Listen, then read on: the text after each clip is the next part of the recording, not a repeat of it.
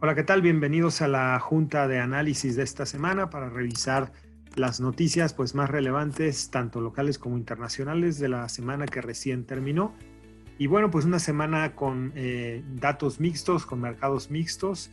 En Estados Unidos pues se sigue muy pendiente acerca del siguiente paquete de apoyo que en teoría debería estar saliendo para apoyar a la economía americana. Sin embargo, pues los temas entre el Tesoro, la Reserva Federal y particularmente entre partidos demócrata y republicano todavía no terminan por aclarar si esto va a darse en el corto plazo o si probablemente va a brincar el tema de las elecciones. Entonces esto ha hecho que los mercados pues estén un tanto volátiles y en espera de esta información.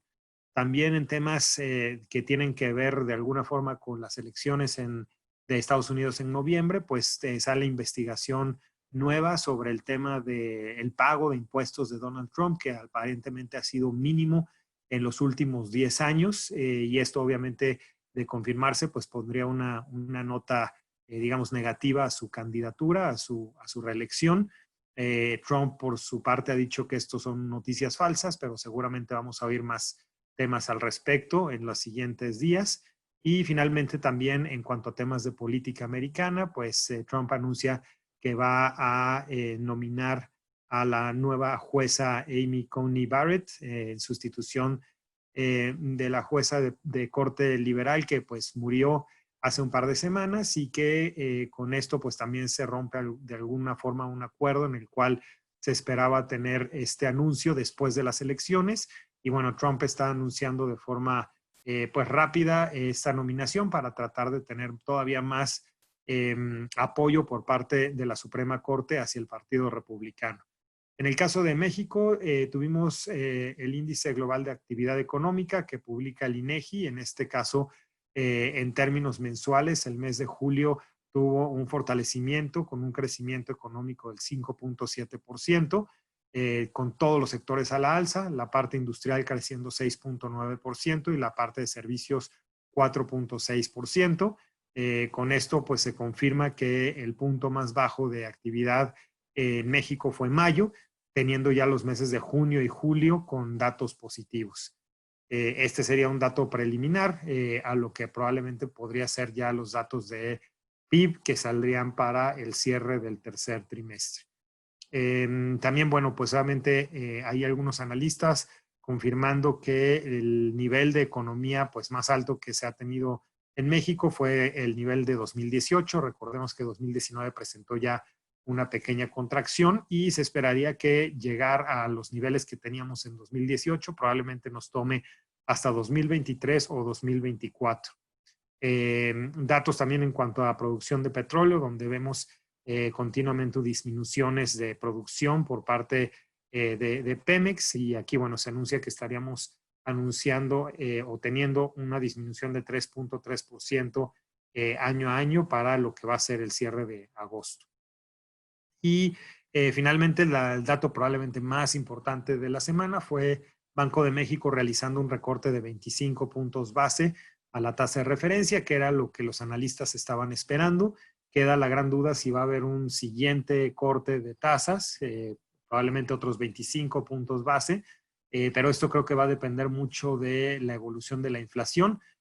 Bueno, como sabemos, la hemos visto un poco arriba de lo esperado en los últimos meses y tendríamos que ver una inflación mucho más estable para pensar que Banco de México va a continuar con bajadas de tasas. En noticias internacionales, por ahí algo de tensiones militares entre Armenia y Azerbaiyán. Aquí, bueno, importante que esto puede tener alguna repercusión en los precios de petróleo y de gas, dado que Azerbaiyán pues, es una nación eminentemente importante para la producción petrolera y bueno, pues vamos a ver cómo continúa ese tema.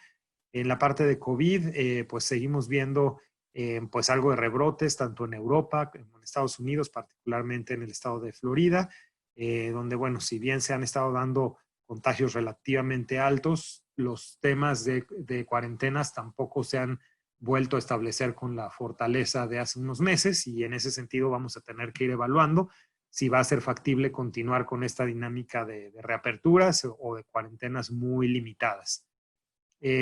Para Colombia vimos pues que el Fondo Monetario Internacional incrementa su línea de crédito flexible hasta 17.300 millones de dólares. Esto pues con el objetivo de seguir apoyando sobre todo al Banco Central de Colombia y bueno, en general al país para seguir dando de alguna forma impulsos y apoyos a la economía después de todo el tema de COVID. Y en Chile, muy en el mismo sentido, el gobierno anuncia un paquete económico de 2.000 millones de dólares para subsidiar la recuperación y la creación de nuevos empleos.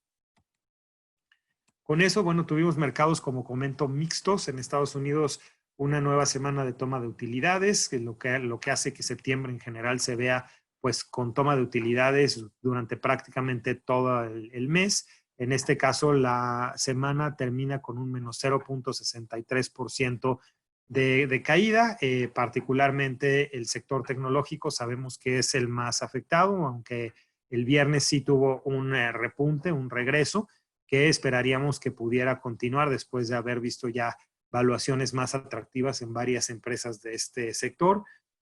Aunque bueno, también como comentamos, sabemos que tenemos el tema pendiente de los estímulos, de los apoyos que todavía están planeados, pero que no sabemos si se van a dar en el corto plazo o si esto va a brincar más hacia el mediano plazo. En la parte del IPC en México, acá tuvimos un comportamiento contrario. Aquí sí tuvimos una plusvalía, una subida de 1.57% en el índice de la bolsa. Particularmente creo que el mercado estuvo animado por la reducción de tasas de Banco de México, que si bien era esperada, no era del todo completamente segura y bueno, el haberla visto, pues que claramente dio un apoyo positivo al mercado. Y también el dato de IGAE, que ya comentamos, que mostró un crecimiento un poquito arriba de lo esperado. Claramente seguimos teniendo un año de fuerte contracción, pero el ver que ya los últimos 2 meses están en crecimiento, pues también impulsó al mercado. Con esto el IPC está en un menos 16% de rendimiento en lo corrido del año. En Europa también caídas importantes, en este caso el Eurostoxx 50 cae menos 4.47%. En buena parte las caídas vienen por las preocupaciones de los aumentos de contagios de COVID en España, en Francia, en Italia y las expectativas de que podríamos ver algo de cierres probablemente no generalizados, pero sí en algunas regiones de estos países. Y bueno, pues esto fue también una preocupación durante la semana. Y en Asia finalmente también principalmente liderado por una caída en el índice Hang Seng de Hong Kong, pues el MSCI Asia también cae menos 4% en lo corrido de la semana. En cuanto al mercado de divisas, pues tuvimos bastante movimiento. La verdad es que con todo este ambiente de aversión al riesgo que se gestó la semana pasada, pues el dólar recuperó algo de fuerza después de varias semanas de haber perdido fuerza contra monedas emergentes, contra monedas como el euro. En el caso de México, particularmente fuerte la subida, que nos hace pensar que ese rango del que habíamos hablado hace unas semanas, 21 pesos como piso y 23 pesos como techo, podría ser el rango que vamos a estar viendo hacia adelante, con un punto medio probablemente en los 22 pesos. Es así que cerramos al 22.44 el viernes y se empieza a estabilizar hacia cerca de los 22.20 pesos por dólar y con eso, bueno, podríamos entonces empezar a ver este rango que comentamos ya hace algunas semanas. En la parte del euro también tuvimos algo de debilidad después de varias semanas de estar viendo el euro entre 1.18 y 1.19. Ya esta semana lo vemos más abajo, cayendo a 1.16. Ciertamente no es un nivel mucho más bajo, pero ya por lo menos se rompe, digamos, una racha que estaba muy centrada en el 1.18 durante varias semanas.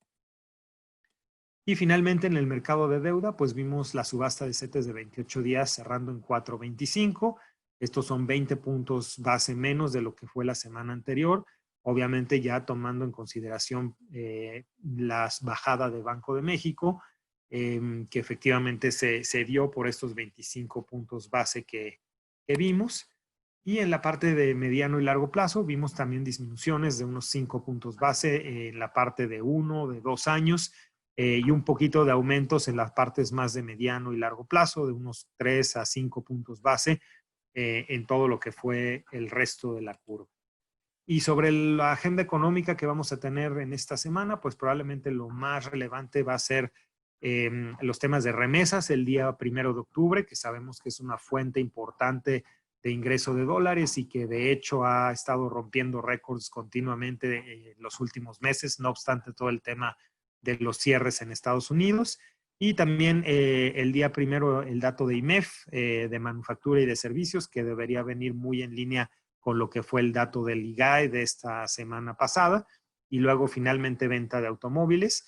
Y en Estados Unidos, pues lo más relevante también va a ser hacia fin de semana, si el viernes, las tasas de desempleo y el cambio en nóminas no agrícolas, que como todos los primeros viernes de cada mes, pues son uno de los datos más relevantes con los cuales pues se mueven los mercados. Entonces vamos a ver pues qué incrementos, qué mejores noticias pinta el mes de septiembre o pintó el mes de septiembre, y esto lo vamos a estar sabiendo el día 2 de octubre.